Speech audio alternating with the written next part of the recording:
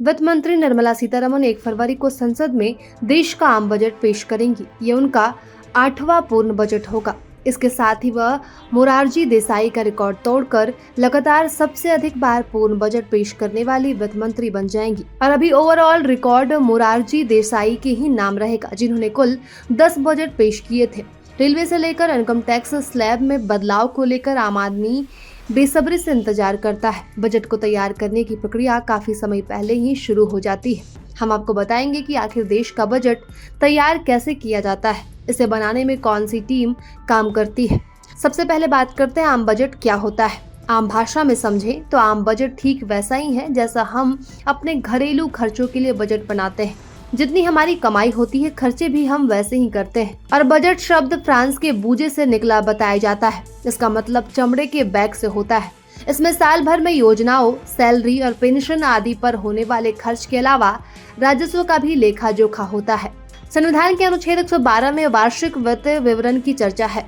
Budget एक तरफ का मनी बिल होता है। बजट को सबसे पहले संसद के लोकसभा में पेश किया जाता है। इसके बाद इसे राज्यसभा में पेश किया जाता है। बात करें कि आम बजट कौन तैयार करता है, तो देश के आम बजट को बनाने का जिम्मा फाइनेंस मिनिस्ट्री का डिपार्टमेंट ऑफ इकोनॉमिक अफेयर्स बनता है। इसे तैयार करने वालों में अर्थशास्त्रियों, वित्त मामलों के जानकारों और तमाम दूसरे विशेषज्ञों की अहम भूमिका रहती है।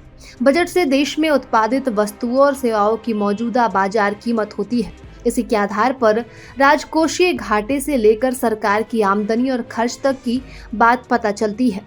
बजट को बनाने के लिए सरकार अलग अलग प्रशासनिक निकायों से आंकड़े मांगती है, ताकि उसे पता चल सके कि किस विभाग को कितने फंड की जरूरत है।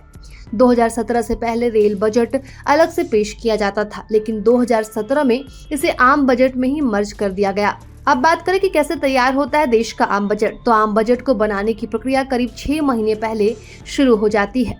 इसे तैयार करने का जिम्मा मुख्य रूप से वित्त सचिव, राजस्व सचिव और सचिव व्यय के पास होता है। इनकी लगातार बैठकें चलती है। वित्त मंत्री के साथ ये लगातार बैठकें करते हैं।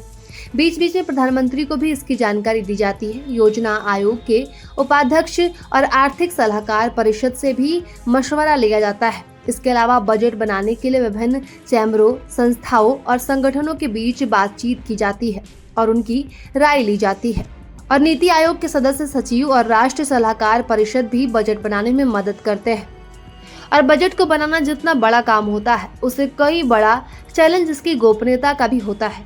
तो जैसे जैसे बजट के दिन पास आते हैं, अधिकारियों को घर जाने की भी इजाजत नहीं दी जाती है। इन्हें किसी से संपर्क करने की भी अनुमति नहीं होती है। बजट के अंतिम समय में तो उनके मोबाइल रखने पर भी प्रतिबंध लगा दिया जाता है। बजट बनने के बाद उसे नॉर्थ ब्लॉक में सबसे सुरक्षित इलाके में रखा जाता है। ये पूरा इलाका हाई सिक्योरिटी जोन में आता है। बजट को अंतिम रूप मिलने के बाद ही ये अपने घर जा पाते हैं। बता दें कि 1980 से 2020 तक बजट दस्तावेज एक खास प्रिंटिंग प्रेस में छपते थे। यह प्रेस नॉर्थ ब्लॉक यानी वित्त मंत्रालय के बेसमेंट में थी। इसका मकसद भी बजट को गोपनीय रखना था। 2021 से बजट पूरी तरह से डिजिटल प्रारूप में पेश किया जाने लगा और अब कुछ ही संख्या में दस्तावेज प्रिंट होते हैं। और आजादी के बाद 1998 तक बजट शाम 5 बजे संसद में पेश किया जाता था। दरअसल यह ब्रिटिश काल से होता चला आ रहा था। ब्रिटिश शासन काल में भारत का बजट ब्रिटेन में दोपहर को पास होता था। हालांकि अटल बिहारी वाजपेयी जब प्रधानमंत्री थे तो उनके कार्यकाल में 1999 में वित्त मंत्री यशवंत सिंह ने सालों से चली आ रही परंपरा को तोड़ बजट का समय सुबह 11 बजे कर दिया। तब से बजट को सुबह 11 बजे पेश किया जाता है। 2017 से पहले तक बजट को फरवरी के अंतिम दिन पेश किया जाता था। साल 2017 में तत्कालीन वित्त मंत्री अरुण जेटली ने पहली बार 1 फरवरी को बजट पेश किया था और तब से 1 फरवरी को बजट पेश करने की परंपरा जारी है। बात करें कि किसने पेश किया था देश का पहला बजट, तो आजाद भारत का पहला आम बजट 26 नवंबर 1947 को तत्कालीन वित्त मंत्री R.K. षणमुखाम शेट्टी ने पेश किया था। आजाद भारत के पहले बजट में टैक्स प्रस्ताव नहीं था और साल 1955 तक बजट सिर्फ अंग्रेजी में प्रकाशित होता था। इसके बाद बजट को अंग्रेजी के साथ हिंदी में भी पेश किया जाने लगा।